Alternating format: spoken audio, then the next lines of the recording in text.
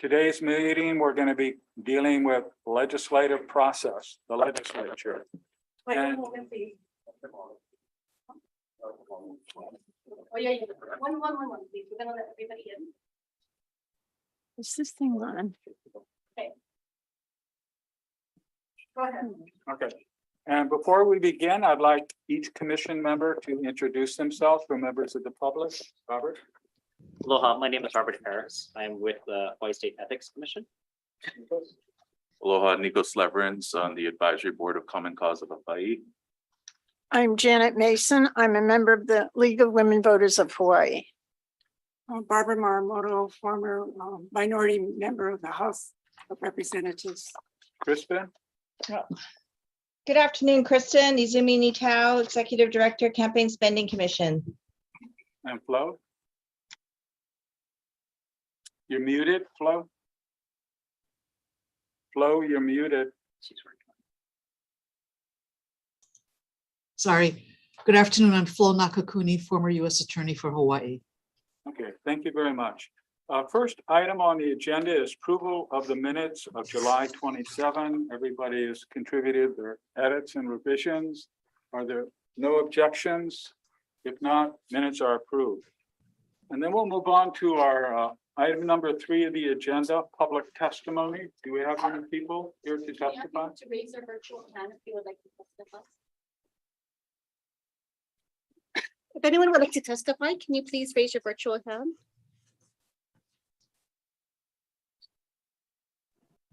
Aloha, my name is Nanohe Botello. My screen is messed up. I'm in pink, but I'd like to testify. Would you like to tell us? Okay, I'd like to remind everybody, we've received some written testimony, which we will review and consider. But some of the testimony was on the family court system. We will look at that, but the testimony today will be limited to the legislative process, the legislature. So please proceed.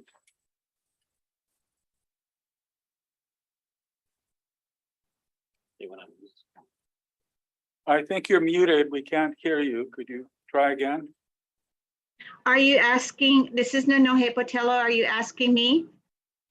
Yes, could you please Oh. speak? Okay, I'm a victim advocate and I'm with the Hawaii Coalition for Child Protective Reform. And I understand that we're not talking about that today. You have my written testimony, but what I wanted to bring up, and that has been on the media, is about the unilateral power of the chairs. Does that Okay, fit that's into fine. your topic? Yes, that's fine. Okay, so I've had concerns, if you see my letter, of continual unilateral power of the chairs to kill bills. We've had a number of bills that have went in over the years, and this past year we had 6 different bills addressing CWS reform, and they were all killed and or deferred. Even after passing unanimously through 2 committees, they've always been deferred and just killed at the desk. So I am very concerned about this practice, and I think it needs to stop and be investigated, because it's the same committees that are killing our bills without even a public hearing. And I'm very concerned about that. That's been part of the issue, with the legislature review right now. And I really want to bring that up. I've been active in the legislature for the last 10 to 15 years, and we still have not seen major reforms with CWS, and that's because the bills are being killed and or deferred at the very last minute, and we don't have input. We've requested meetings with the chairs. We've requested all kinds of feedback from the chairs to get the bills right, and we still do not get any feedback or responsive from these chairs, and they're the same chairs over and over. And I'm really concerned. It's been out on Civil Beat. It's been out in public, in the public, about the unilateral power of the chairs. And I really, if we don't do something now, I just want to ask you, when will we do something? Because this hurts our initiatives as citizens. We're not big lobbyists. We're not backed by PACs. We don't receive any money. And we are concerned citizens in the community that we have boots on the ground. We see cases, we work cases as advocates. There's several of us on here today. And so we are very concerned about this practice and would like you, the Standards Office, to address this. Okay, thank you very much. I can assure you the commission will be looking at that and addressing it. Do commissioners have any questions? If not, we can have the next speaker. Catherine Zian. Aloha, this is Catherine Alamea-Gian. I am currently a 3L law student in the EPT program at Richardson. I'm also the interim executive director of the Protective Makua nonprofit. And I'm a longtime policy advocate. You know, a lot of my bills that I've passed. That said, I had some comments. It wasn't usual that a bill gets an automatic 3 referrals. That's odd, and it's very prohibitive in the flow and expediency of justice within the legislative system. It used to be known as the kiss of death, and now it requires basically going to the finance committee to ask for an exception to remove the tag, and sometimes going to the leadership, which is prohibitive. It just clogs up the process. The other thing that I would recommend is getting rid of conferences. Hawaii is one of the few states that actually has this phenomenon of a conference, which public testimony is not allowed.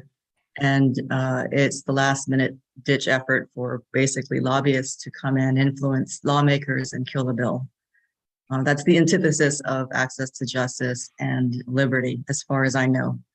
And what happens when you can't get democracy within these halls of the legislature, it clogs up the court system. Because then constitutional challenges to legislation that are passed without the voice of the people are then challenged in courts, and there's a big access to justice issue there. So that's my 2 cents. Thank you for allowing me to testify. Mahalo. Thank you. Are there any questions? If not, the next speaker. Inga Gibson.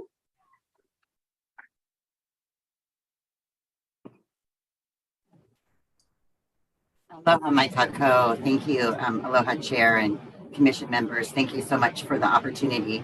I did submit written testimony, as I have in some prior Commission hearings. Just wanted to contribute to this most important discussion that we're having today.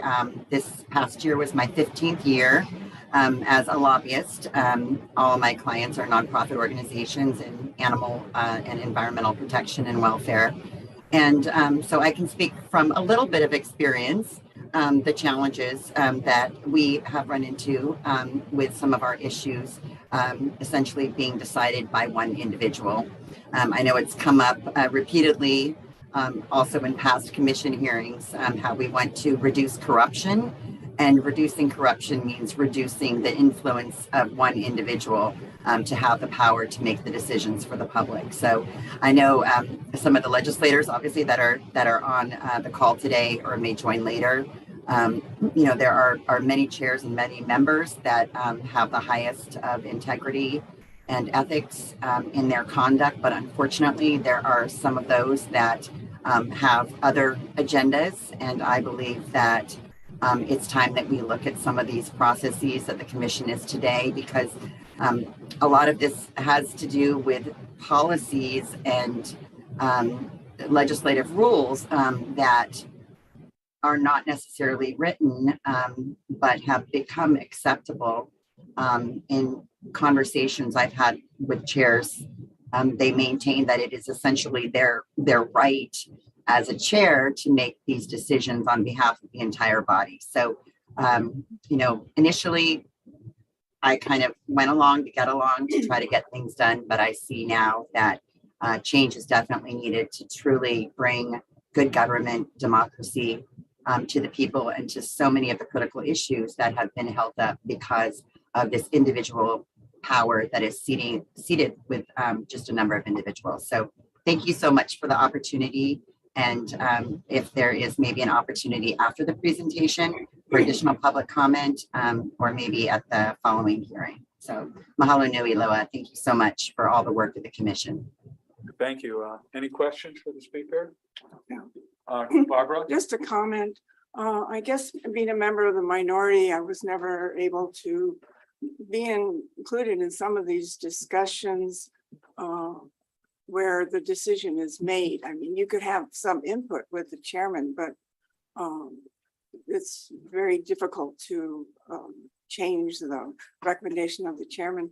And I have never been a chairman and never been a vice chairman throughout my political career. So I kind of understand where you're coming from. I would like to see a little change in this, but I'm just wondering, once you do open up everything for discussion, it really prolongs a hearing.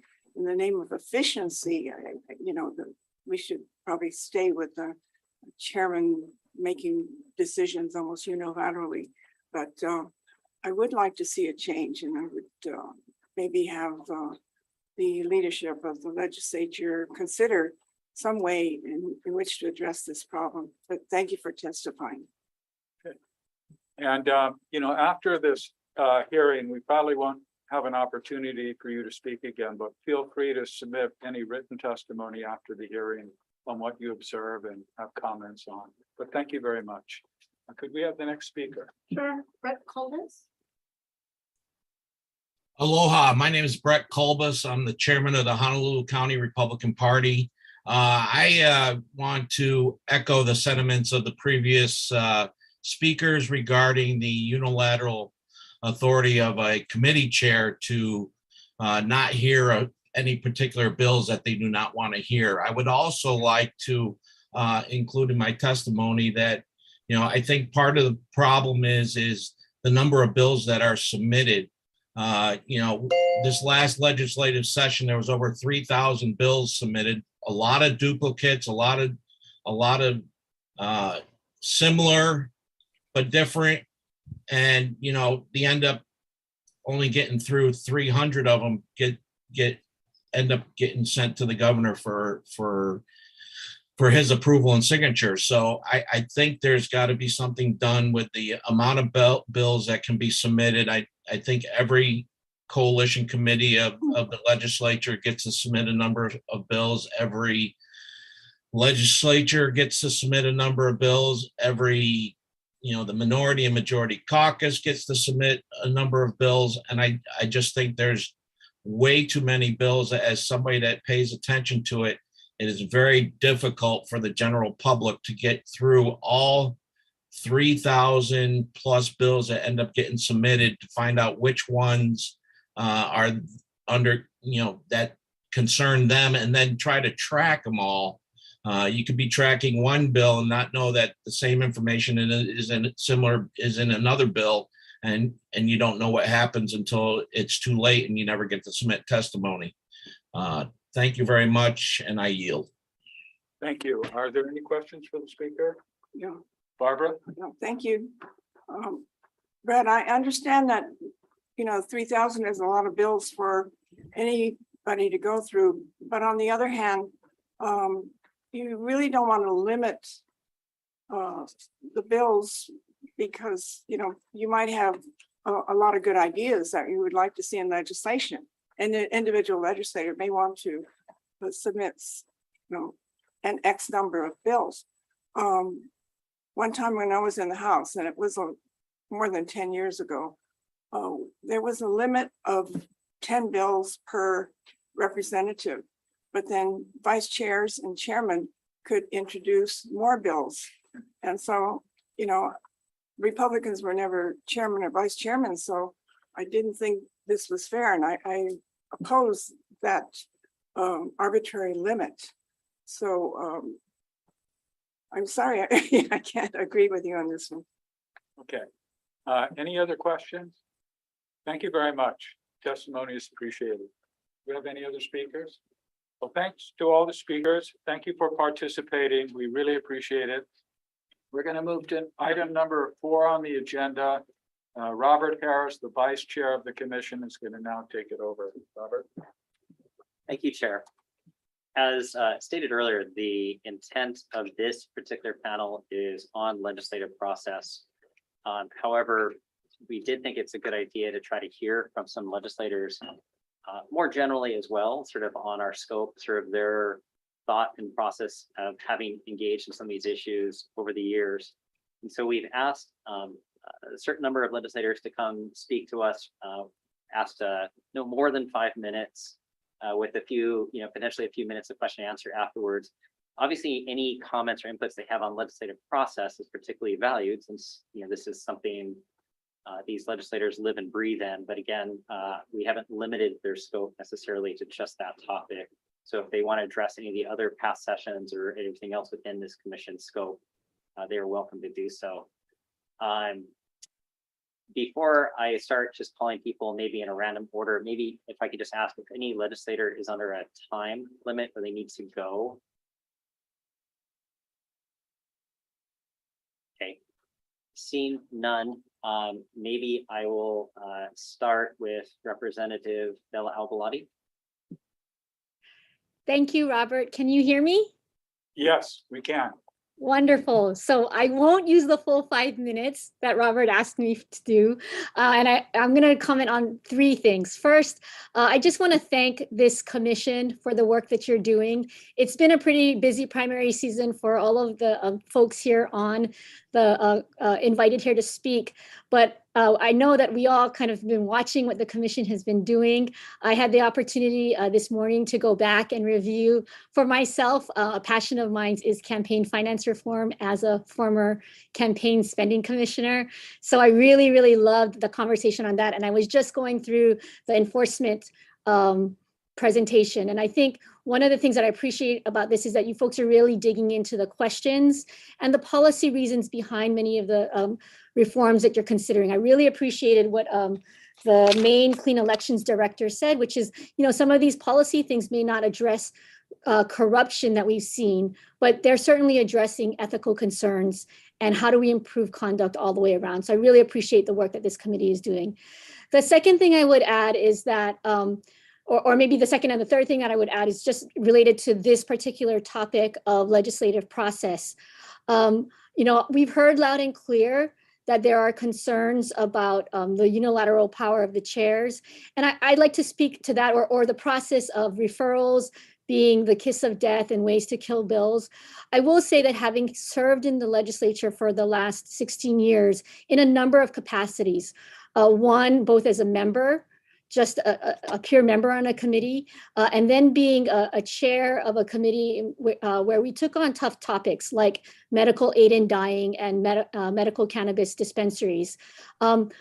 Some of I think some of the citizen concerns about how the chair has so much power, while yes, there is a deference to chairs, we actually have rules in place and in process to curtail and limit the power of the chairs. And so there are ways in which our rules already take care of these issues. I think we should take a look at them, and that's what I would urge this commission to do as you delve into the legislative process, look at what we already have. One really important way that committee members can in fact challenge the priority of a chair or the power of a chair is to vote bills down. And we have that on a number of occasions where bills have been voted down.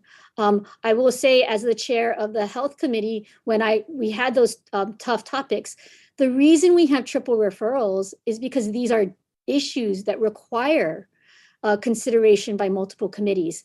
And it's the job of the chair then to shepherd the bill through that process and respect that process as well. Now, I think we could see that happen with bills like the medical cannabis dispensaries. That at the time that we passed that bill through, there were bills that had triple referrals and we navigated the process. So it's not that it's an automatic hindrance to a bill to have triple referrals. And so it's in those ways that I would hope that this commission will engage in this conversation about how do we improve the legislative process to really look at sometimes the rules we already have in process, as well as the practice of what legislators do, which is we persuade one another. A chair is a chair because they're able to work with their committee members. And so there's a lot of conversation that does happen to ensure that bills get heard. I'll leave it at that because I'm looking forward to the discussion that we're going to have later on in the agenda. Thank you, Chair. If I can ask a question. Hi, Della. Thank you for coming. We've received oral testimony today and written testimony before on the power of the chair to kill a bill. Could you comment on that? If the chair of a committee decides that he or she does not want this bill to go forward, what can committee members do other than talking to that chair? So we do have a rule in our House rules, and I won't speak for the Senate because I don't know their rules exactly. We do have a process, committee rule 11.3 and 11.5, I believe. I urge you to look at that because there is a process where if there's a majority of the members who would like a bill to be heard, they can petition the chair. And so it ratchets it up to another process where if the chair refuses, then it goes to a review panel. So I would urge this committee, and I will say that has not had to be used, or I have never known it to be used, but that is a rule that we have in place. Thank you. Representative, do you mind if I follow up on that?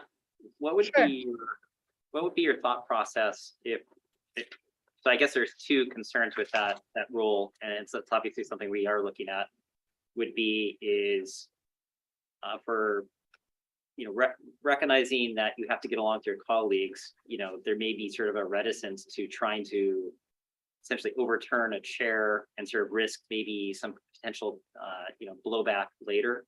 And so just looking generally speaking at how often that happens, it sort of maybe questions whether or not that rule is ever going to be really exercised. And so having sort of set that introduction, what would be your thought if we were to propose maybe a lesser standard of colleagues on a committee to ask for a hearing versus a majority? So the idea is that if say 20% or some number, 30% were to say, hey, we would like to have this bill heard, that's enough demonstration of interest that maybe that bill should be heard. I think I would not be opposed to that necessarily, but I guess, I think at the point where there is a majority of the members of a committee wanting to hear something, the bill in some form or fashion will get heard. So I don't know if a lesser threshold is necessarily something that's also going to be effective, if you're following me. Understood. Okay. Okay, and let me put this in a concrete form. Someone was just, and I really appreciate the people who are publicly testifying here.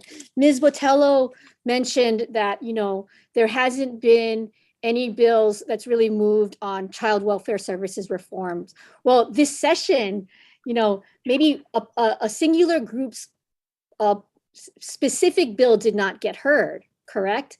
And that's what, someone in the public might be upset about. But in fact, this year, child welfare services bill got heard, made it through the entire process, got to the governor. The governor had a problem with some legal language, and so it's been vetoed. And now we have this opportunity in the following session to come back and hear it. So I think this notion that sometimes bills are just unilaterally deferred. Another thing that I would like to encourage folks to understand is that even if one particular bill isn't heard, oftentimes topics of importance get heard. And so it may not be a particular a group's individual bill that gets heard. So this goes to Mr. Kulbus's point of sometimes, there's so many bills introduced, 3,000 bills. How do we ever get through all of them?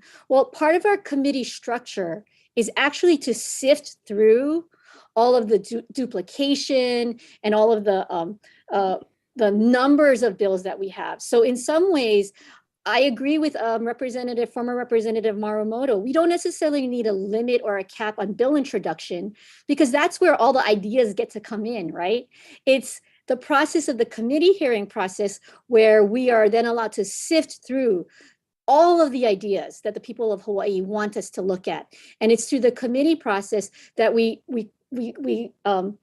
call through things. And some people might view it as killing a bill, but it's actually us trying to determine priorities, consolidating ideas, taking ideas that might morph into other ideas as we move through the legislative process. And so some of these calls for reforms, I think we need to really understand what we're trying to do, and is it really addressing the problem that's at hand. Thank you, Representative. Can we go to Janet Mason and then Barbara Morimoto? Thank you. Representative Bellotti, what would you think about the idea of publishing a short explanation for the public about why the bill wasn't heard? It could be as simple as a checklist indicating the committee judged this unconstitutional, there was lack of public interest, there's already a law to this effect, to kind of enhance public understanding of why bills are not heard.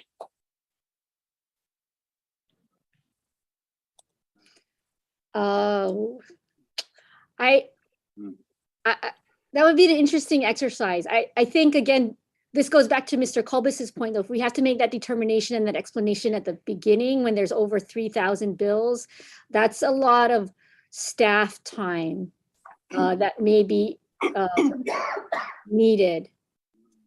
So the other thing that we're balancing as we're going through our legislative process, right, is we are under tight deadlines by our own constitution. And by the legislative calendar. So Janet, I wouldn't be opposed to us doing that later, possibly, if you wanted us to do it through as an analysis of all the bills introduced. But again, we have human resource issues that we have to also consider. So I don't know if that's the best use of time in a legislative session when we are dealing with large issues that need to get dealt with in a timely manner.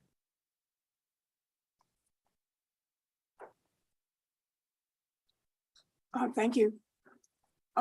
Representative Bellotti, nice to see you, even electronically. I think I understand the League of Women Voters' concern about, they're puzzled as to why a bill was not heard or passed. I think the point of it is that sometimes bills are deferred or killed, and just at the declaration of a chairman, there's no explanation. People are baffled as to why, and there should be a lot more discussion as to reasons why you need a deferral for more information, or for why you would are opposing the bill. And there's no sunshine. There's no discussion, so it's very hard to understand why a bill does not move forward. If I could add to that question, I think, in terms of it's clear that, these discussions are already being had, and the process need not be onerous. It could be something like just a standard form with some categories like, changes in law not necessary, constitutional concerns, which I know has come up, not in the public interest, not a priority at this time, or even a catch-all. So I know that chairs probably have these conversations with their staff all the time. So I think what members of the commission might be looking for is just some sort of memorialization of the decision-making process that is there. It doesn't have to be verbose, but it's just something that, the chair or the committee staff signs off on. Well, what are your ideas about that? Ooh, this is why it's so hard to be the first one up. No. Again, in concept, I'm not opposed. I do know that as a past chair, whenever, and I know other chairs do this as well, they are always happy to talk with advocates and explain why certain bills may or may not be moving. I think if we wanted to formalize a checklist, that certainly is something that we could look into. I'm not opposed, or I would just be worried about the human resources capacity of it. I do know our chairs are very hardworking.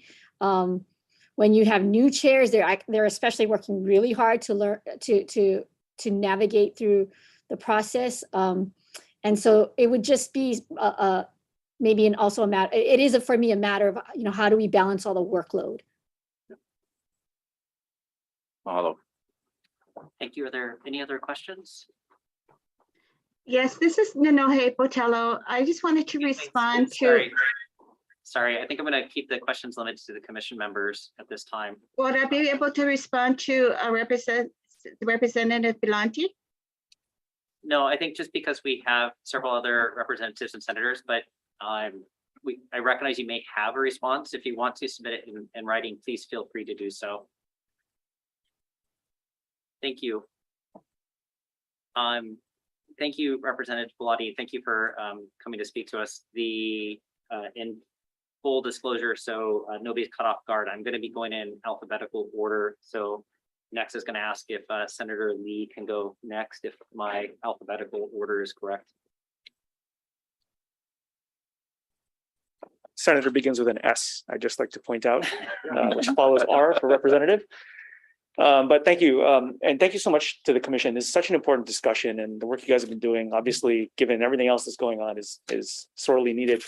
I just really want to add, I think, to some of the discussion that I'd heard at the table here earlier, and building, I think, on what Representative Bellotti had mentioned, just to put in context some of the timelines and logistical questions, which are, I think secondary to the overall intent, but ultimately drive the process.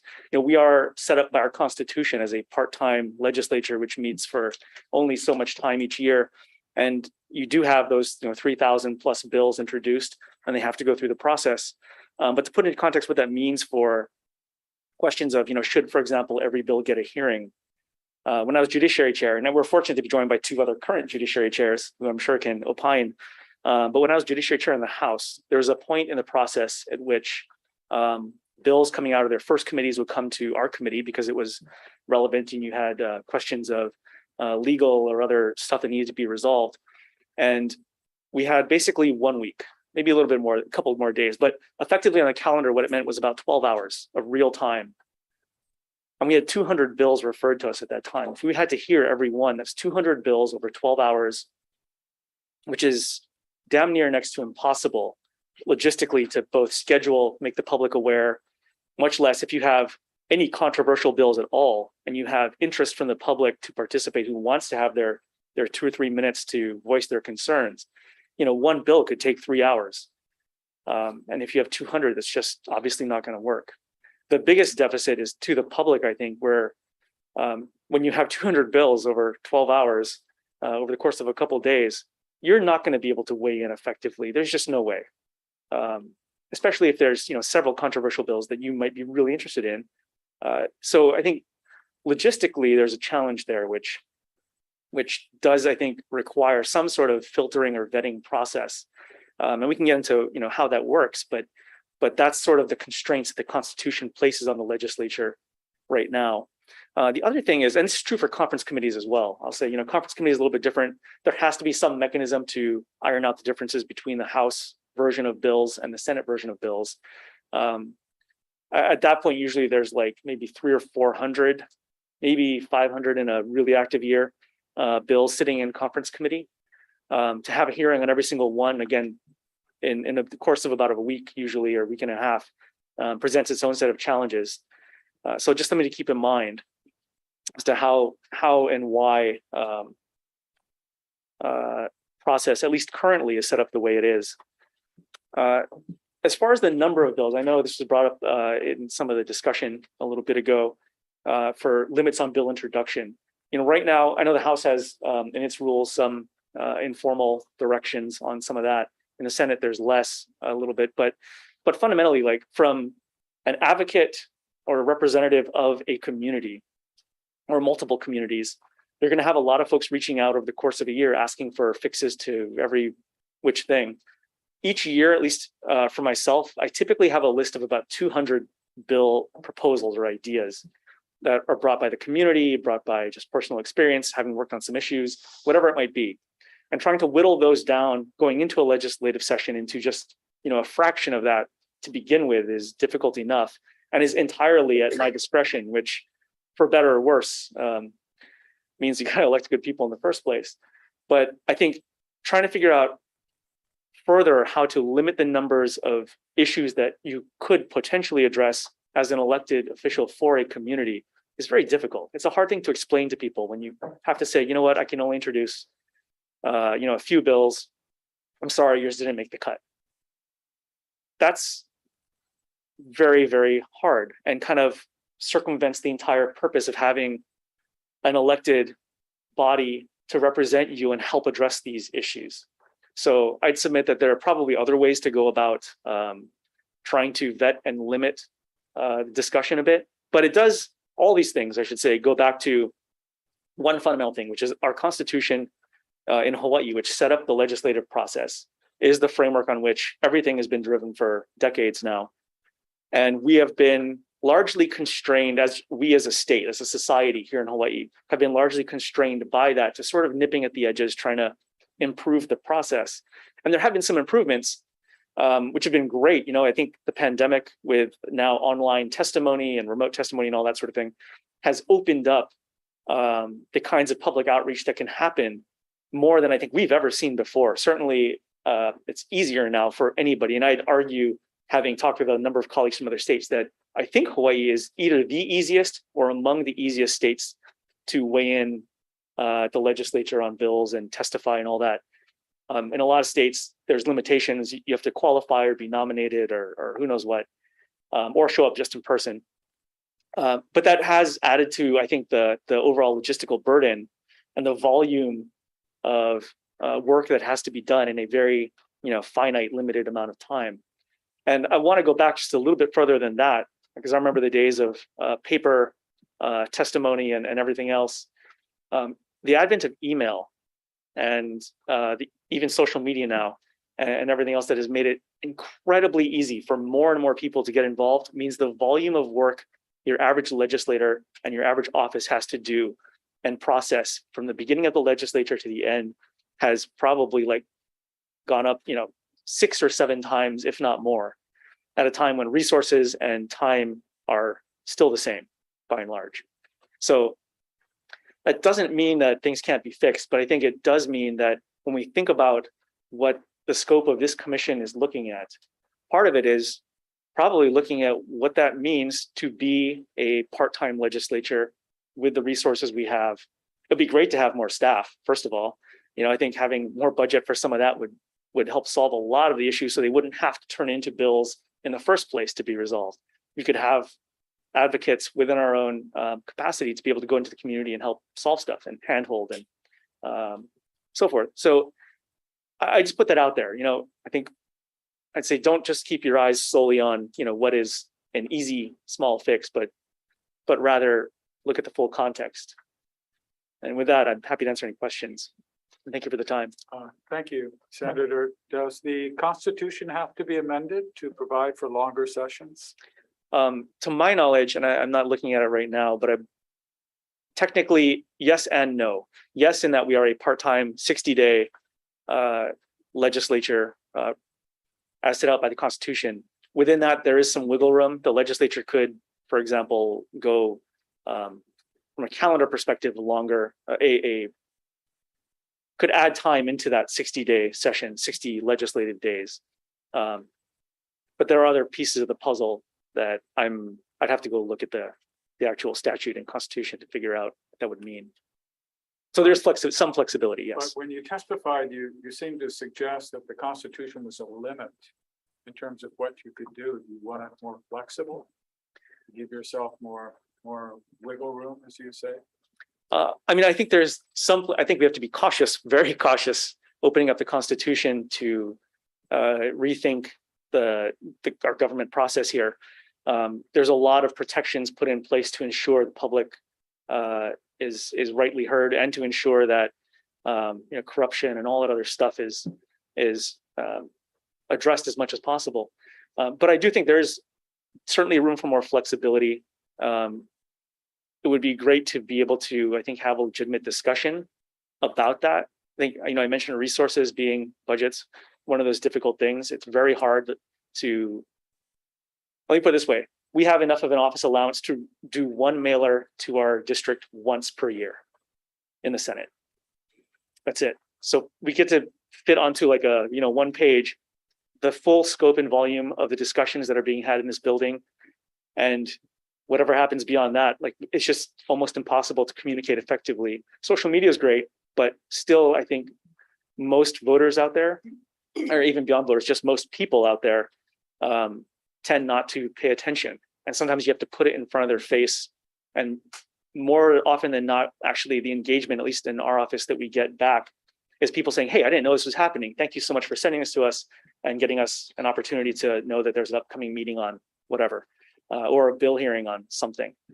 So I think we are way behind perhaps national standards and certainly other countries when it comes to our ability to interface and reach out to the public in those ways. Thank you. I have a follow-up question. What would you think about the idea of having a longer mid-session break so that the part-time legislature could attend to their private sector employment and a little less stress on the income, the family income for those who try to maintain private sector employment, and also take a rest? A rest sometimes would be welcome for sure. I think we have to be cautious, right? You don't want enough of a break that people forget about what's going on and things kind of go away. You do want, I think, enough time so that people can pay attention and follow along, and there's enough time for the legislature to go through its deliberations. There have been talks about in the past, and have been efforts put in instituting mandatory minimum hearing notices, 48 hours, 72 hours, that sort of thing, which I think has been very helpful for the public and even helpful for us because we at least have an opportunity to digest what's coming, and you're not walking into a committee hearing with 20 bills on the agenda and you've only just heard about them like an hour ago. So if there's an opportunity for some sort of deviation there, that could, if it's done right, that could potentially be helpful. Thank you. Senator, just following up on that, what would you think about trying to space recesses more frequently to allow, for example, in the example of the Judiciary Committee, an opportunity to review all the bills coming in, set hearings, essentially you space it out so the public has more notification and that subject matter committee has sort of more time to review things. In addition, potentially trying to build in recesses around conference committee. So again, the public might have an opportunity to see some of the changes going on before perhaps it gets voted on by the conference committee itself. Yeah, I think there's some flexibility there. I know the legislature has, and the leadership in the Senate and the House have moved things around, particularly during the pandemic. We had different timing, I think, this past year for how some of that played out. I would stress also the other thing to think about when you think about the length of the legislative session and how much wiggle room there really is. We start in January, we end roughly in May, most years. The state's budget window, the fiscal year begins July 1, which means all the bills that have fiscal impact, to say nothing of the state budget itself, right, has to be timed to that. And you need enough lead time so that agencies can take appropriate action and stuff can be processed. And the governor also constitutionally has, his right to review bills and veto or sign or what have you. So you can't go too far into the summer without really having to redo the entire budget cycle and the entire structure of state government as a whole. So that is just something to keep in mind. Thank you. Also, maybe going in a different direction. I know you've had some thoughts about term limits. I hope you don't mind if I shift gears a little bit, ask if you don't mind sharing some of those ideas, thoughts. Sure. When I first was elected, I think one of the very first sets of bills I did was a bill on term limits. And it's not to say there's not value there. I think the question is, what is the intent and what is the end goal? And functionally, how does that work? Today, fast forward, having, I think, served for a little while now, and I think mostly having chats with colleagues in other states who have gotten to know where there are term limits, states like Colorado, California, in the Southwest, and so forth. There's definitely some good takeaways. So the first thing is, I didn't realize when I was first elected how complicated the process and community engagement and actually taking, it's very simple when you watch Schoolhouse Rock and you think, oh, the bill just goes and it marches up the stairs and then all of a sudden it's a law.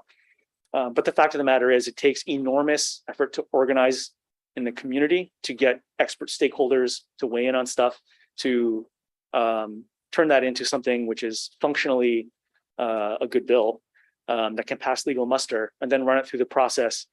That in and of itself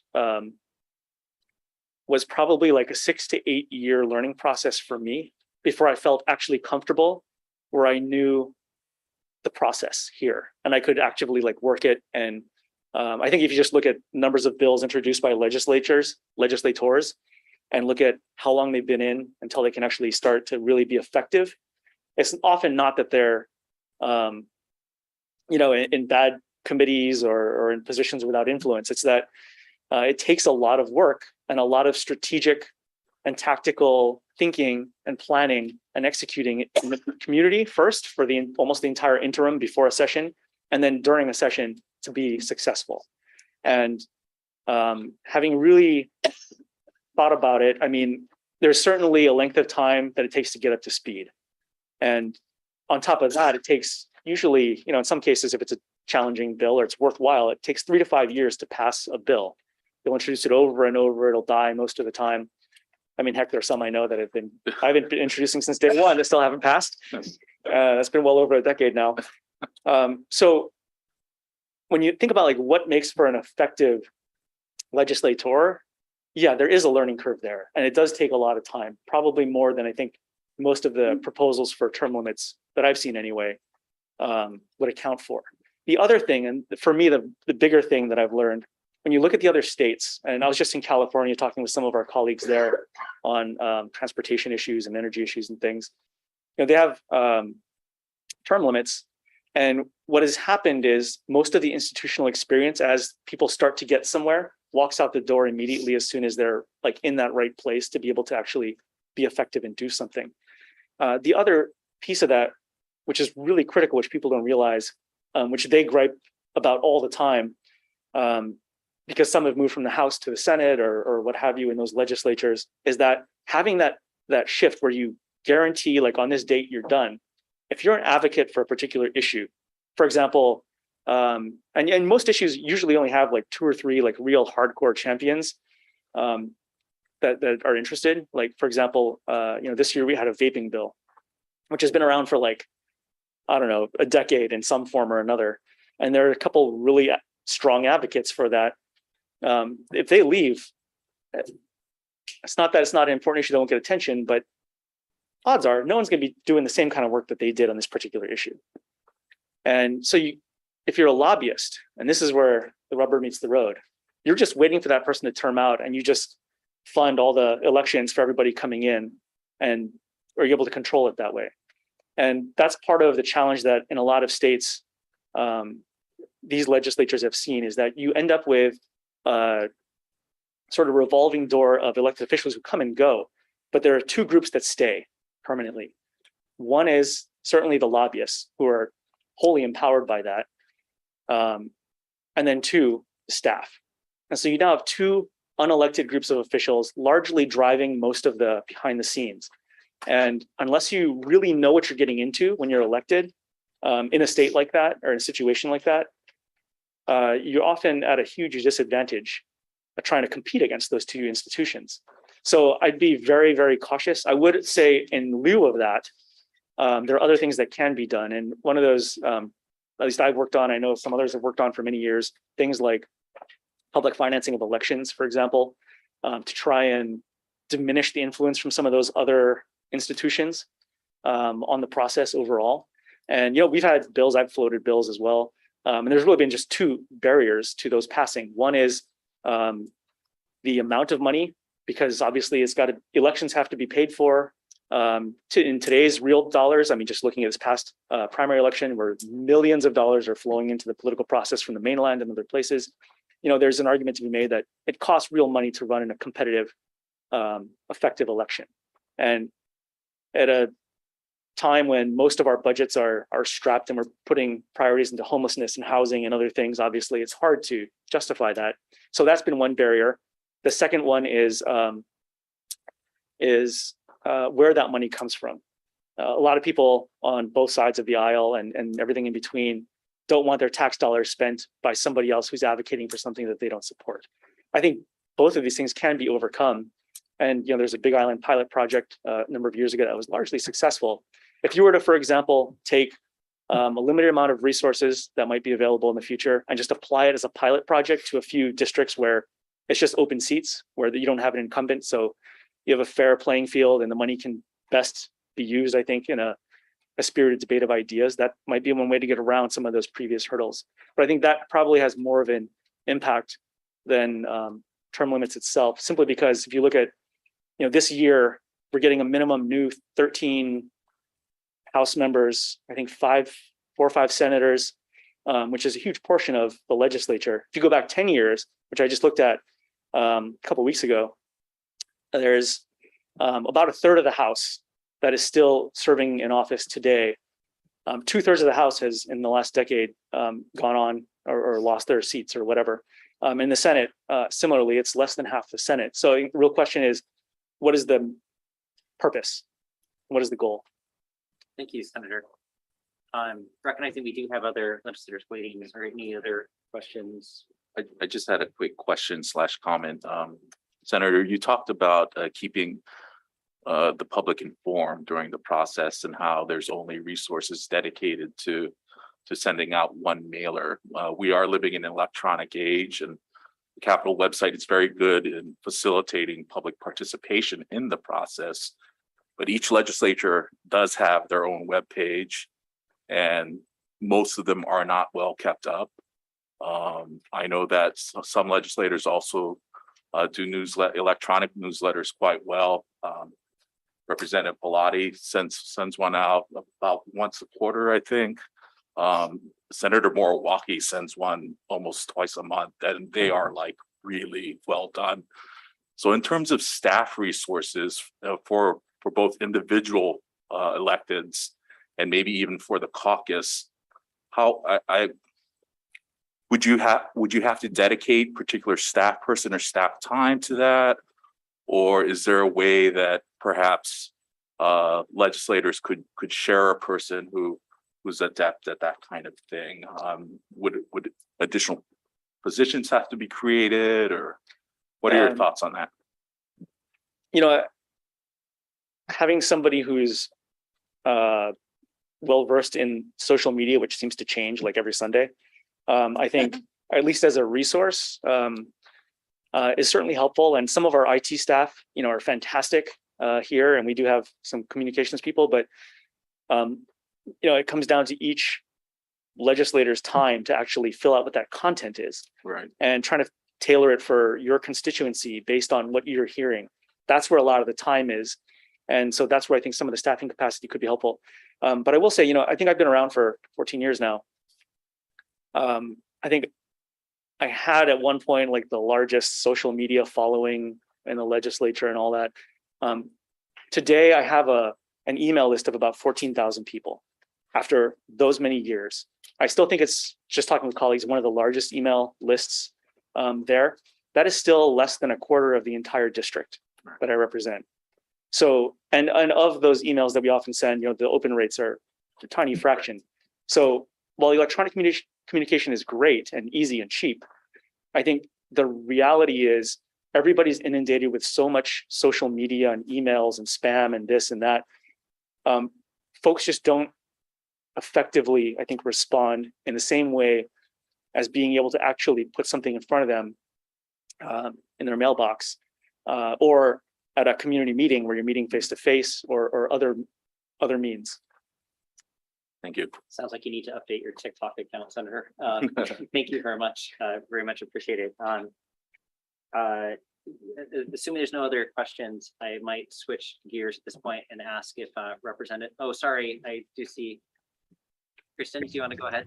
Yeah, I appreciate, of course, our guest speakers today. And in light of, we're talking about your House, your Senate, I would love to know if, based upon what you're hearing, you're reading, the PowerPoint presentation that will occur shortly, if you do have any thoughts on areas that could have some reform within your respective systems, because you guys really are at least some of the stakeholders in this, and what's doable and what's not. I think it would just be helpful, rather than this committee sort of think it's helpful, or you know what I mean. I think it's always good to have the both sides of the conversation represented. So I mean, I'm always curious about what you think about what's being proposed, or if you have an idea of how it can be better managed in light of the comments that are being made aware, that you're made aware of. So I just would appreciate that. Sure, if I could, would there be an opportunity to maybe like digest some of the discussion here, and we can send in maybe a written list of thoughts or something to that effect? Absolutely. And obviously, I don't know if we could probably, you could say it's up to the commission, but assuming the chair of the commission wants to, we could potentially start trying to talk also about maybe doing something similar to this later in December, when we have our ideas maybe a little bit more specific and refined as well. Sure, yeah, I just put out there, I'm one of 76, so I know there's other perspectives on this stuff. It'd be great to hear from some others as well on that, to that point, I mean, or making some suggestions. Thank you, Senator. Thank you. Representative Nakashima, are you ready to go? Hi, yes, I'm here. Yeah, I really appreciate the work that the commission has put in so far for addressing some of the issues and concerns about the legislative process. And I do share my colleagues' concerns regarding the requirement for hearing of all bills and things of that sort.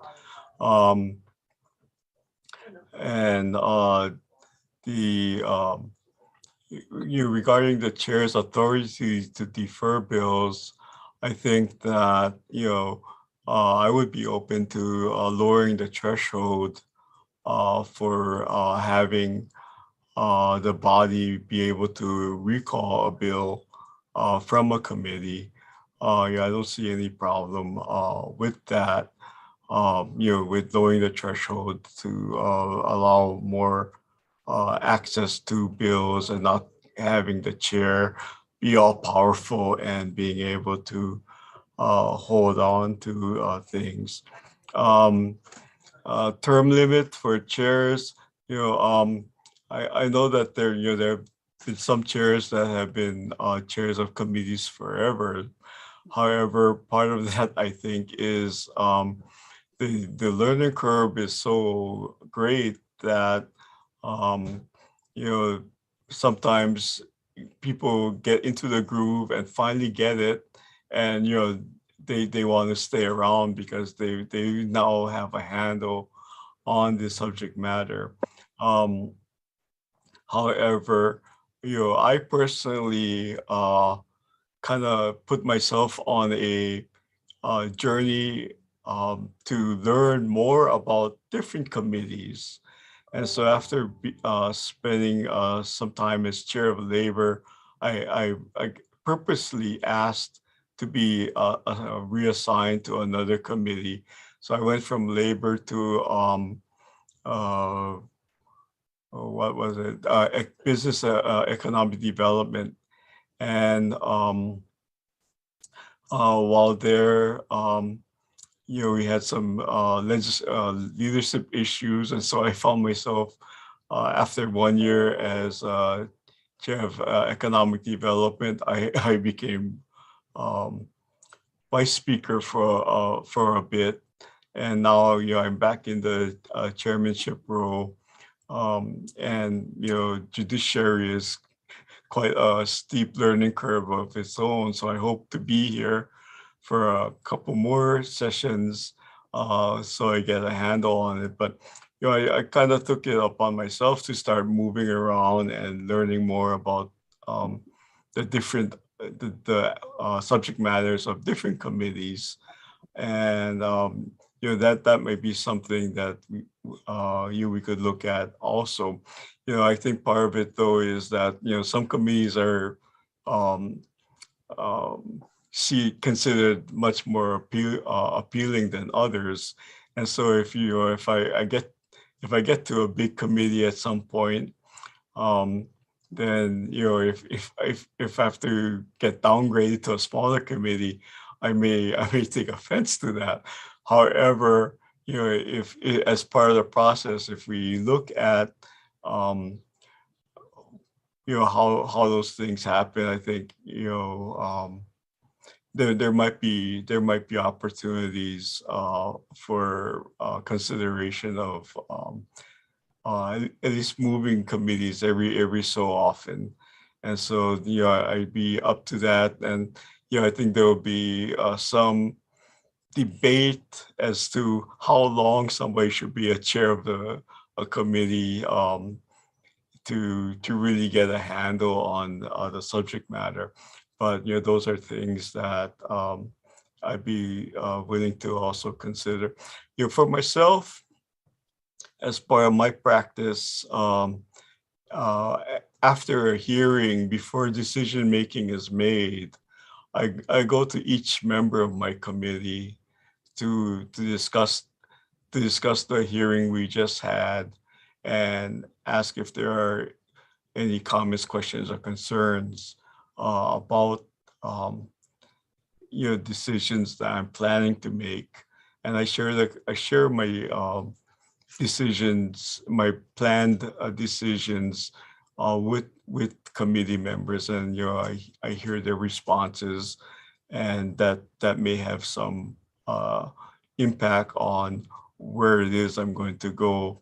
And then finally, with regard to hearing bills, I've honored every request from my colleagues to hear a bill. So any bill that they want to make sure gets heard, I have I have heard every bill that was requested from me by colleagues, and hopefully even public requests. I hope I think I've honored most of those as well.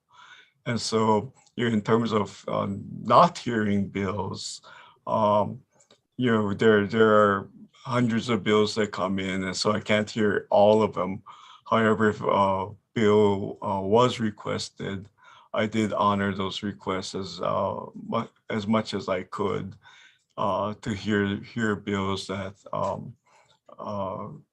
received a request from somebody. And with that, I stand ready to answer questions, and thank you for your time. Thank you, Representative Nakashima. Just a question on this process you use and conferring with your members of your committee, discussing bills, where you want to go. I assume these are not in public hearings, right? These are private consultation with committee members. No, I walk around the committee table and talk to the members as they're sitting there. This past year, there have not been much audience sitting in the committee rooms, but kind of as a practice, I will walk around the table and ask people if they have questions or concerns. Can the public hear those discussions when you're doing that? No, not necessarily, but they can see me walking around. Because one of the issues we get in written testimony is there's a lot of cynicism. And that things are being done covertly and secretly and whatnot. And there's a lot of concern about having more transparency. Do you think if some of these consultations and discussions you have with committee members were an open public hearing so people could listen would be helpful, or would create a problem? Well, I think it would create a problem because, sometimes colleagues don't want to share with the public what they may be thinking. So I receive all of the input and still am able to make this decision based on the colleague input. I don't think I would, and your members are also able during decision making to share, if they want to, they can share what it is they have issues with or concerns with, and why they're voting the way they're voting. So they do have an opportunity to put that on the record if they want to, but I would not want to have the member consultation with me be put in public unless the member wanted to do it. Thank you. Janet? I have a question about the practice of bills being introduced by request. This practice is still pretty popular, and it's never been clear why it's really necessary. Is it really necessary? Well, I think sometimes the members do receive a request from a constituent to put a bill in, and if they want to have that arm's length away from really having ownership on the bill, then there's that practice of saying by request. And then, if you want to go ask the member why they did that, they can probably tell you, well, I didn't agree with that bill. However, my constituent asked me, so I agreed with the request of the constituent, and so I put it in. And also, at one time, all of the administration bills were also by request. They just printed them on there by request, and the speaker or the president signed the bill, and it got put in by request because it was the request of the administration to put it in. I think we've kind of I think I've seen that practice kind of stop lately, but that was another of the by request lines being kind of saying that, well, I'm putting this in because I was asked to put it in, and I've never, I personally, if I put a bill in, I never do it by request, whether I agree to it or not, because it's my bill, so I take responsibility. Representative, maybe following up on that question, do you think that there would be a problem if a bill were introduced by request of actually indicating who requested it? Well, yeah, I think that part of it is that if it is by request, I don't know that we would put in, I mean, at the end of the day, all of the bills at some point were probably requested from somebody. And so even if I don't put it by request, usually based on the testimony, you can kind of figure out where they came from, right? But I would hesitate to give credit, so to speak, on bills that we receive, and don't put, by request, right? Thank you very much. Are there any other questions? I have a quick follow-up to Mr. Harris's question. Do you think there would be some utility when a bill for example, when a bill comes from the administration, it's clearly marked in the record that the bill comes from the administration. In addition to a by request scenario where a particular party, whether it's a group or a lobbyist or an individual, is identified as the source of the bill, or kind of I don't want to say sponsor, because sponsors used a little differently here, but principal advocate or primary advocate. Do you think there would be some utility in identifying those parties from the get-go so that the public has some sense of who it impacts and what's at play here?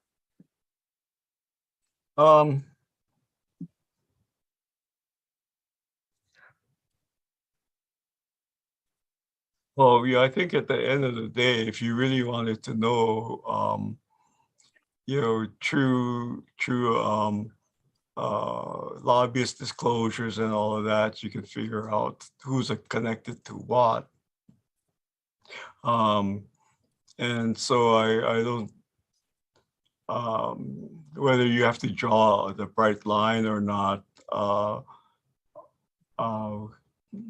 attaching that person to a particular bill, I don't know that that's a necessary thing, but I guess in terms of clarity, that might be something to consider in the future. At this point in time, I would not advocate for that, but yeah, it's something to consider. Mahalo. Thank you very much, Representative. Kristen, do you want to follow? Yeah, but my understanding is that campaign spending, and perhaps also for you, Robert, state ethics, I thought it said by request, and it says campaign spending commission package. So everyone knows it's us.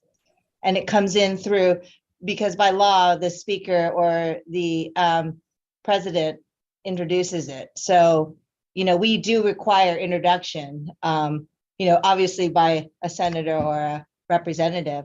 But it is by request and it is labeled us, so I think it's there. And the only vehicle to move a bill through is through you guys.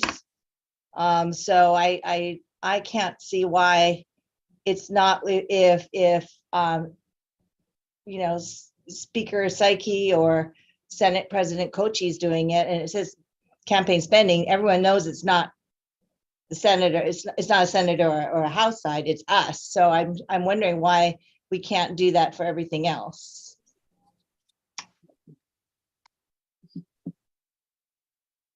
Thank you for the comment. Representative, did you want to respond at all? If not, we can. We definitely spent some time on this topic already. Yeah, so if you want to require that the by request be identified, how your constituent did it, then I guess that will, I don't see any reason why we won't honor that requirement. You might get some happy constituents and maybe also some unhappy ones. All right, thank you very much, Representative. Okay. Senator Rhodes, can I invite you to? Sorry. I could. Oh, sorry, I missed that. I could say my question for Representative Rhodes. Good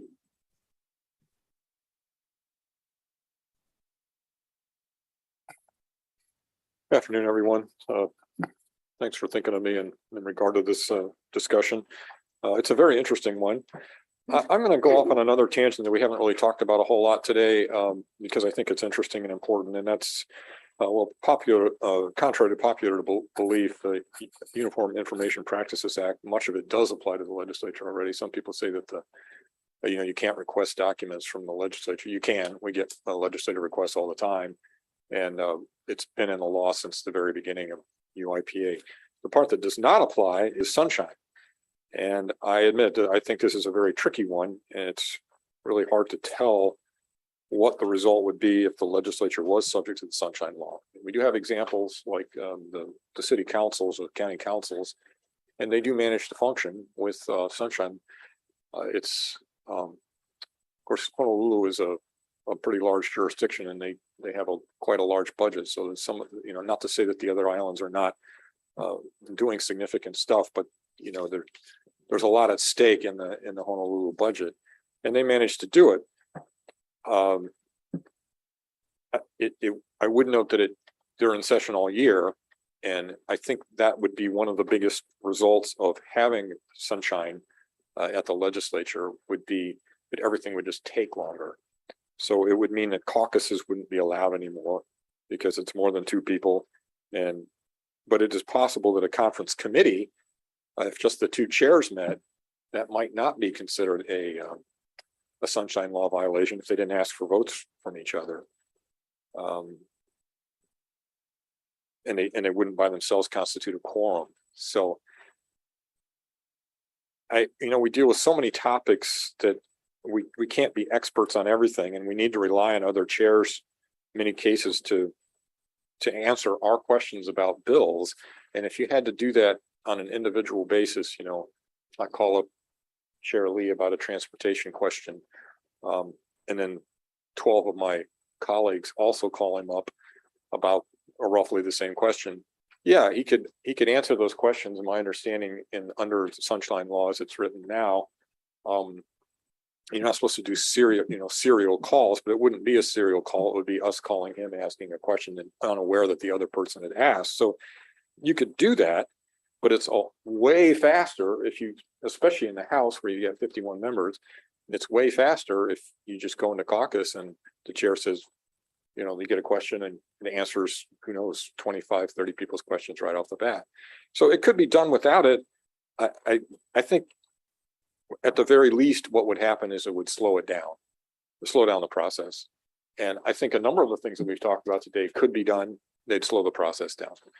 Is that a good thing or a bad thing? I don't know. I mean, you guys would probably have some judgment about that at the end of your proceedings. I do think it would mean, well, it may very well be the case that, when Hawaii, when the Constitution was written, which was,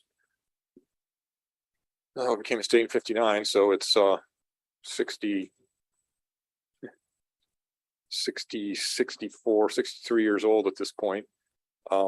It was a much smaller state. I mean, we had a population of, I don't know, maybe 700,000.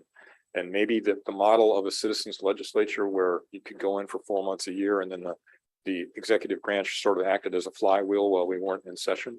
It worked okay when you only had 700,000 people. I could see the argument that that's not the case anymore when we have 1.4 million. Having said that, a lot of other states who are about our size do have very short legislatures. Some of them have, I think Texas only has like 6 weeks. They have one very short session, and then in off years, I believe they have a longer one. As Mr. Harris rightfully pointed out to me in a discussion we were having a while back, he said, you start pulling on one string of this topic and something else gives somewhere else.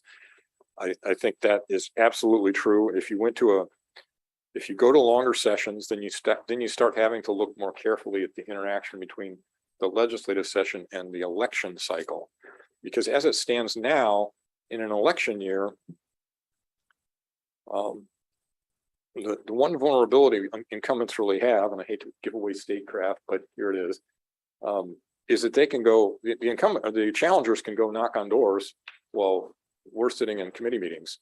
And for me personally, it's not that bad because you're in my district right now. I can do the change around from being in a committee to knocking on doors in about 20 minutes. If you live in Hana, that's not happening. So there's already a vulnerability there. The longer you stretch out the session, the more those two separate calendars interact with each other.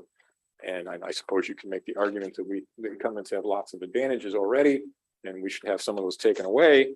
But, you know, I think I would argue contrary to that. I think that almost all of us incumbents we weren't always the incumbents.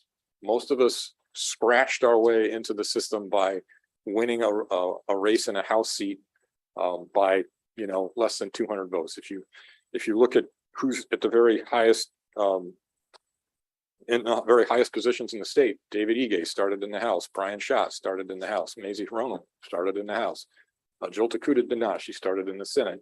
Who's the other one? Ed Case started in the House. So there was a time when almost all incumbents have spent thousands of hours knocking on doors, thousands of hours raising money, thousands of hours figuring out how the system works. And that's one reason that they're hard to beat, is because they've already done all this spade work. If you're challenging somebody, if the person's not competent, okay, you know, you can still get beat.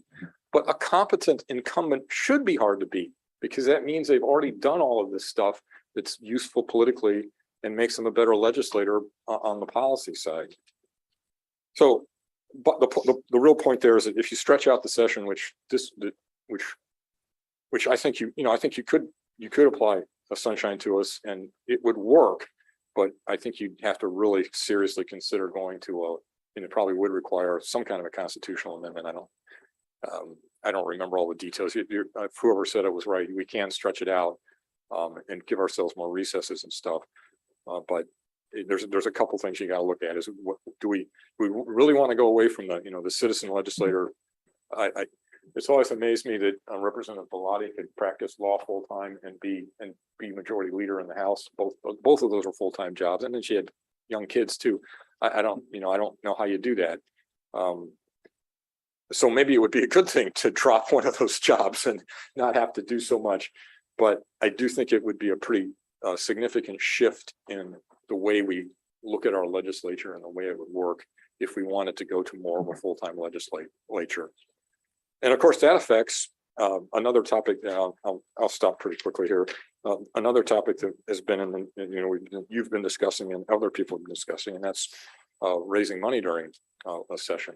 So if you look at the states that have all year-round legislatures, well, they pretty much have to raise money during a legislative session because their sessions in the legislatures in session all the time.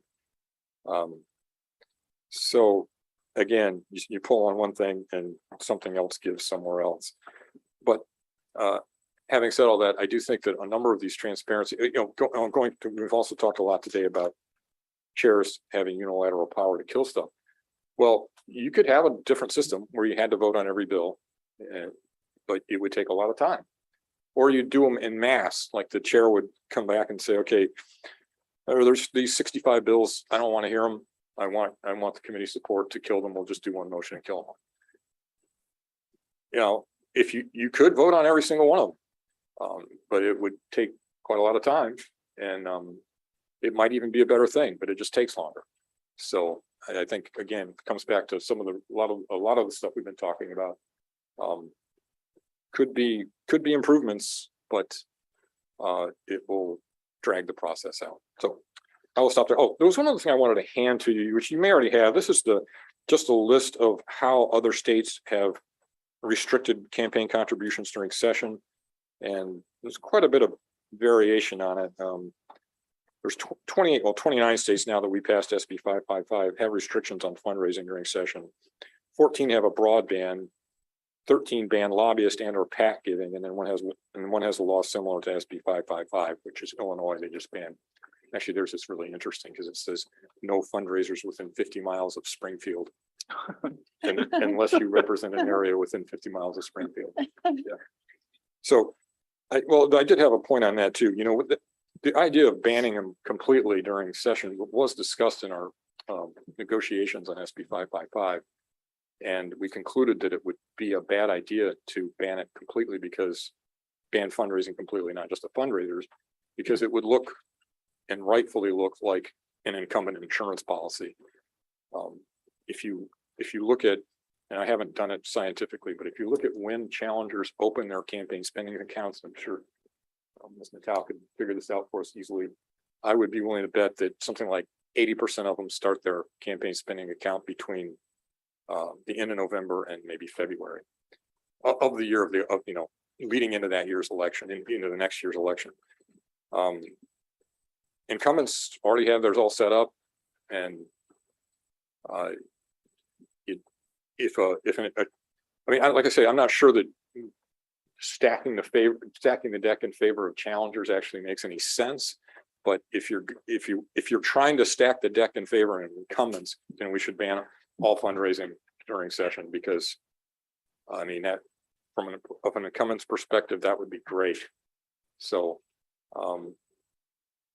if it ends up being that that's one of your recommendations, my guess, it's hard to tell, but my guess is that will be really easy to pass, because it will help all of us who are already in. So I'll give you this this thing from the National Conference of State Legislatures that shows what the other states do. If you already have it, great, but if not. Thank you. Well, if there are questions, I'll answer questions too. Thank you, Senator. Go ahead, Jenna. This is a question that I'm sure you don't currently have resources to answer, but to those of us who are interested in the fiscal implications of bills, it's fiscal. It's an important question. What about having some kind of tag on not appropriations bills, but other bills, indicating by staff person whether there are money implications, what they are, estimated cost of the bill, which departments would be impacted, a lot more analysis than the public currently has. And sometimes I think that it would be useful to other members of the legislature, because this magic number is not really available till near the end of session. And there are many bills which go to the Finance Committee, which have no fiscal implications. Well, again, I think there's some wrinkles, but in general, I agree with that. And again, it probably just takes more time. A lot of times, a lot of our estimates are done by DOTAX, if there's tax bill, and they don't even bother to do them until they think there's a pretty good chance the bill's going to pass, because they don't have time to do them either. So yeah, I think it would be very useful information for a number of reasons, to the extent that you actually know what it's going to be. Now, sometimes, but there is a sort of narrowing effect. Like you don't bother to figure out how much it's going to cost until you think the bill has a decent chance of passage. So it's just a conservation of resources. And again, if you could do it, it would just take longer. Thank you. I have two quick questions.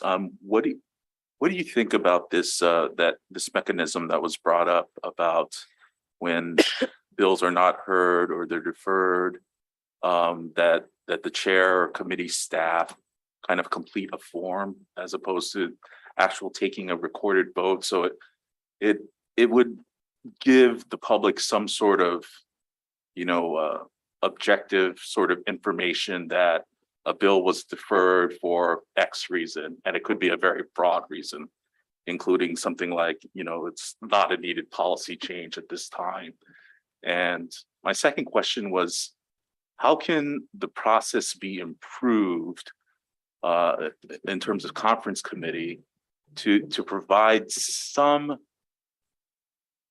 meaningful access or input for the public at a point where all of the leverage rests with the third house and interest groups? Okay, let's see if I can remember your first question. So the checklist. The checklist, yeah. Yeah, I mean, it's of course. Again, I personally don't really have a problem with it. I'm not sure how much, if it's that cursory, I'm not really sure how much difference it makes. But yeah, I mean, to sort of have general categories of, I didn't hear it because I didn't have time, which is my usual excuse. But it's a moving target, so it wouldn't really be any good until after whatever deadline you were up against Because at that point, until you get to the deadline, you haven't not heard the bill. You haven't heard the bill yet. And sometimes things get heard right at the last minute. But no, I think more information would be good. I think the other thing that would be very helpful is actually having to take votes instead of just automatically being yes. You have like a card that you stick in and then you hit yes or no. And have those posted online or wherever, somewhere public. Just so it's not, you can find people's votes if you look hard enough, if you know what you're looking for. But at the congressional level, you know, there's like, I forget who does it, CQ or somebody, Congressional Quarterly or somebody, they have it used to be a book. I'm sure it's all online now. It just goes down every single vote they took and how they voted. It gives a little brief description of how they voted. Well, that's very useful information, and it tells you why people did what they did. But you know, we haven't done it. But again, it's partly because we just don't have time. So when we do the consent calendar and in the Senate especially, it's more common, but we vote on a whole bunch of bills in one motion, the ones that are not particularly controversial. And that, you know, if you look at each bill in the at capital.hawaii.gov, you can see how we voted, but it's not easily available. Some people have argued that, well, you know, it's just doing opposition research for your next opponent. It's like, well, you know, a good opponent's going to do it anyway, so they're going to look at your voting record. But it does seem to me like information. Okay, so that's sort of an answer to your first question, and then the second one I've already forgotten. I'm sorry. It was about the conference process and even bringing things up on the floor when, you know, it's very clear that there's an asymmetry between the influence of third house and members of the public in terms of the contents of the bill and whether or not the bill moves to the governor's desk. Well, I guess I would say that it's not necessarily the lobbyists, it's the people who understand the system. And that usually means lobbyists, but it's not always true. There are individuals who haunt the halls of the legislature who know how conferences work and they know who to talk to when. Again, I think it would be better, you know, I mentioned as part of my discussion on sunshine law that, you know, you could, I think the current sunshine law might not, the way it's applied to other legislative bodies and neighborhood boards and stuff, I don't know, I'm not sure would apply to conferences because of, depending on who's in the meeting, right? But if you figured out a way to apply it to conferences, yeah, I mean, you should get more information about what's happening. That would be useful. Again, it's just how long is it going to take? Because you can, well, Chris Lee and Senator Lee and I have sat across the table from each other in conferences before, and we were pretty efficient in terms of just going through the bills, and we can take care of, you know, if the easy ones, we can take care of 20 in 10 minutes probably. If someone has to be there and observe and get to comment or whatever, well, that's probably a good thing, but it's just going to take a lot longer. So again, I get back, you know, back to the bottom line of there are a number of, I think, useful reforms, but we're going to pay for it by having longer sessions. Do you think there's some utility in having conference deliberations be online like they were the past session? You mean the actual public meetings? Right, where they talk. Well, I think we were planning to, I'm pretty sure we're planning to continue to do that. As far as, at least in the Senate, and I think the House is true. I don't have to ask the House guys, but Senator Kochi's already committed to continuing to have remote testimony and continue to do a lot of the stuff we did during the pandemic. Some people, in fairness, had been asking for that for years, and we kept being told, well, we can't do it, it's too hard technically yet. So it turns out it wasn't.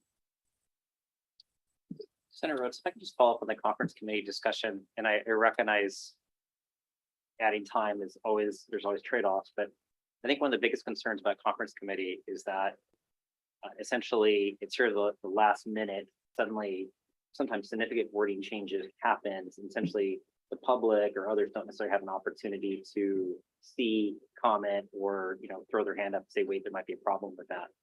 Do you think there would be an opportunity, again, just assuming you extend a recess, you know, like essentially conference committees posted drafts that they intend on voting on or something, give a day or two worth of notice, you recess, and then actually vote or something to that effect?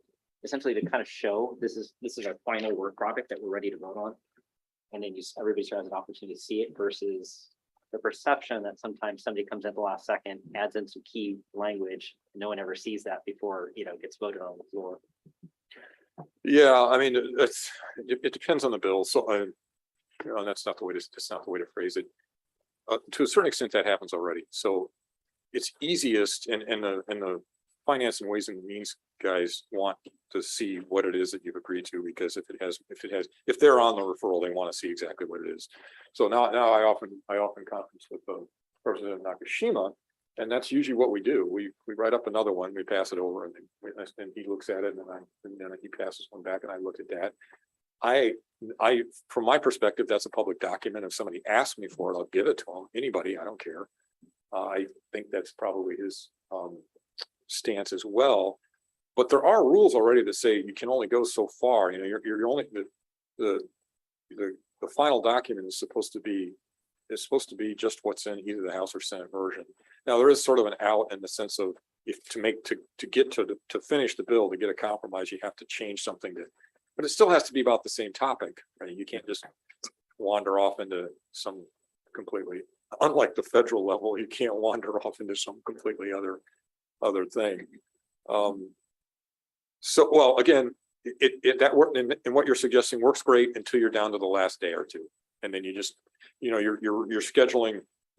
These are bills that most of we've been tracking, or they're ours. We've been working on them all the way through the session. And we know there's a chance they're going to make it, and this is the last day. You got to be done by 6, and so we have a meeting at 9 in the morning, 11 in the morning, 1 in the afternoon, 3 in the afternoon, 5:55, and you hope to pull it all together. And yes, it does. That makes it really hard to be very transparent about it, because no one has much time to figure out what's going on. So I think maybe just for quick clarification, I don't know if you have to respond to it. I think the intent would be is to keep that same 6 o'clock. We've got to get our final draft, but we might have a recess a day or two before we vote on it, with the idea that, essentially we're not going to make any more changes at this stage, but there's going to be at least an opportunity for people to weigh in. Well, there is as an idea, and I recognize the floor already does that. Yeah, the floor vote already has that aspect. Right. Yeah, so that's what I was going to say. There is that, but it's true that it's very hard in those last few minutes to have any kind of substantive impact if you're not actually if you're not one of the lead chairs. So so we're getting down to like day 58 at this point. I mean, I guess if we could make it a practice to stretch sessions out a little longer to give more time, but there has to be a deadline sometime, and human nature is to go right up to the deadline, no matter what the deadline is. So it's a very difficult one. I mean, you could just have a hard and fast rule that says you have to have at least 24 hours between conference committees. And that would just mean that everything that didn't make it, if that final draft was not acceptable, then that last day of conference, things would die. Thank you. Just ask 2 quick questions. Thank you, Senator. As far as the sunshine law, rather than just, I'm not suggesting this, but applying it, 100% to the legislature, have you given any thought as an alternative to doing rule changes to pick elements of the sunshine law that would be workable and apply them, legislature, the House and Senate, do it by rule? Have you given any thought to that? Not much, because I didn't think that my colleagues were really all that interested in it. It would change things significantly. But yes, we could do it by rule. The other question I have, the Senate Bill 555 is kind of a dilemma. And your point is really well taken as far as challengers. And in our interim report, we had recommended no solicitation and accepting contributions during session. We included candidate because we got feedback from certain legislators. If you don't include candidates, how's it fair to an incumbent? We can't raise money from January through May, but everybody running against us can.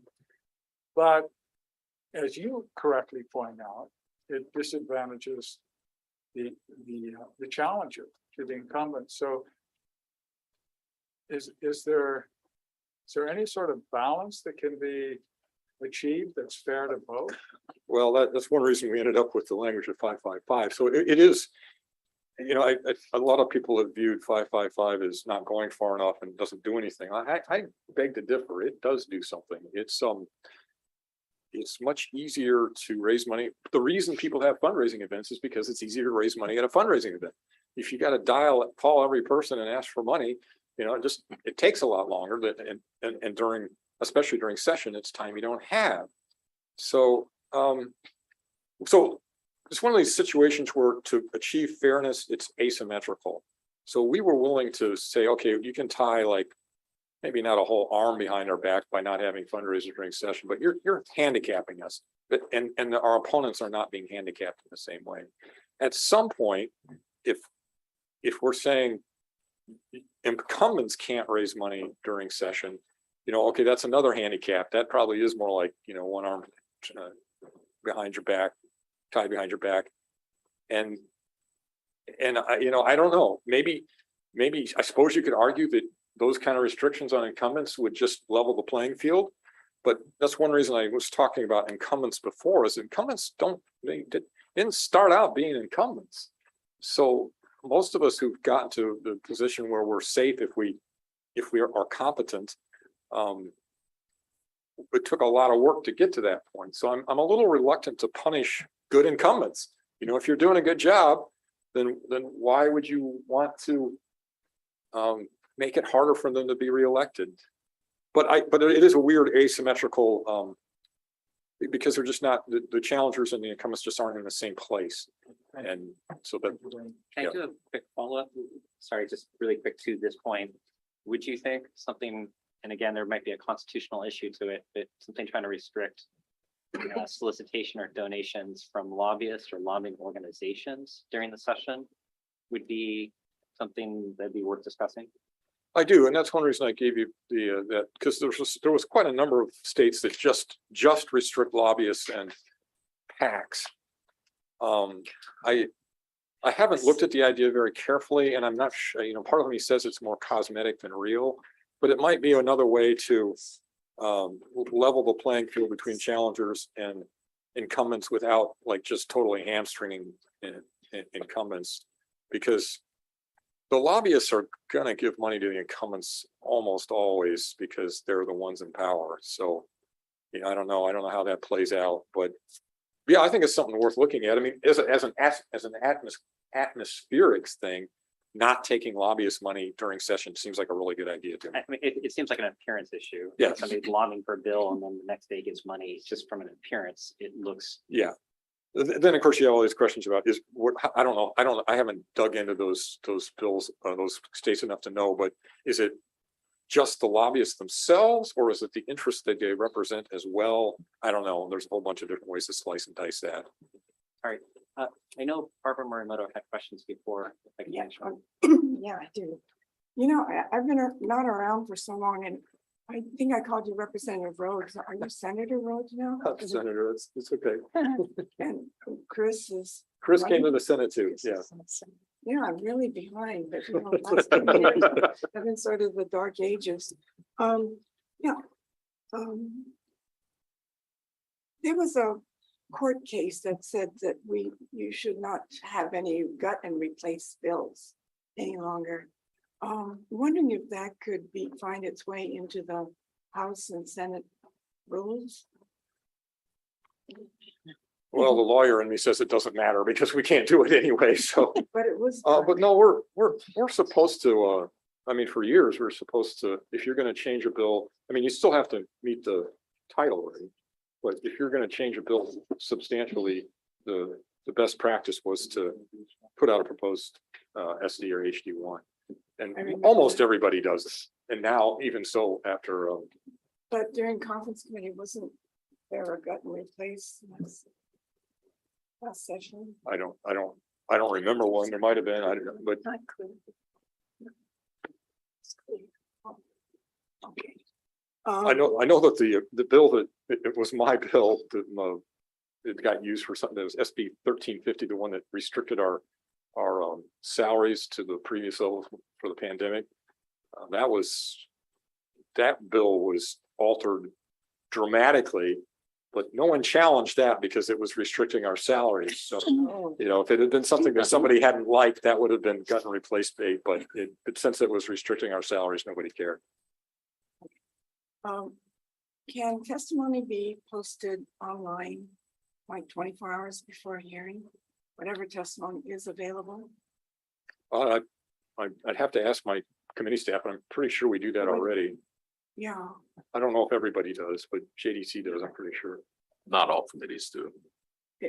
it would be helpful. I mean, I understand if you want to juggle the preference, whoever comes first during a hearing. I mean, you know, it's not exactly first come, first serve. If the Attorney General wants to testify, of course, they have precedence, right? But it's sometimes you get blindsided by when somebody testifies and they haven't seen another person's testimony. So it would be helpful to be able to scan it before one goes into the hot seat. Yeah, no, I don't, like I said, sometimes we don't get the testimony until, you know, we have a morning hearing. I understand that. And sometimes we don't get it until 5 minutes before, and we try to include it. Sometimes we don't manage to, But sometimes it's available 24 hours in advance. but And you know, sometimes it is. if it shows up usually electronically, it should be easy enough to put it online. Yeah, it is. It is. And regarding referrals, Gene Ward sent me testimony and he said sometimes bills are sent to committees that have no jurisdiction over the bill. Legal and voters mentioned that there was some bills that were sent to finance with no fiscal ramification whatsoever. In my day, Republican bills got 5 referrals, which made it an impossibility to get to the system. I tried to get them released from a certain chairman, and it's a long, convoluted process. I got one committee taken off. I went to the second chair, and that person refused. So I couldn't get fewer referrals from my bill, but it would make sense to just send bills to committees that do have jurisdiction. Yeah, so I mean, I in general agree. It's like calling balls and strikes in a baseball game. Shouldn't matter which inning it is. That they should the strike zone should be the same all the time. But there is a tendency to sort of make it get a little bigger, a little smaller, depending on the circumstances. So, well, it's an art and it's not a science, and but it is. Sometimes friendly bills are sent to friendly chairs. Yeah, it is hard. Sorry. It is. Perhaps only one chair at a, you know. It is hard sometimes because some of the bills are complicated enough that you could legitimately say there's like 6 or 7 committees that it should go to. I think what we might want to consider is something like it goes to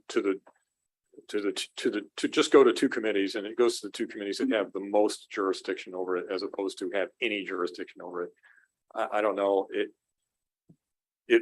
that gets very bill specific, because sometimes, you know, if you don't like the bill, you're happy to see that it has a convoluted way to get to the finish. If you like it, then you're hoping for a single referral. So, but yes, I do think it's squishy, and it's partly because issues are they're all interconnected, and a bill could be legitimately referred a number of different ways.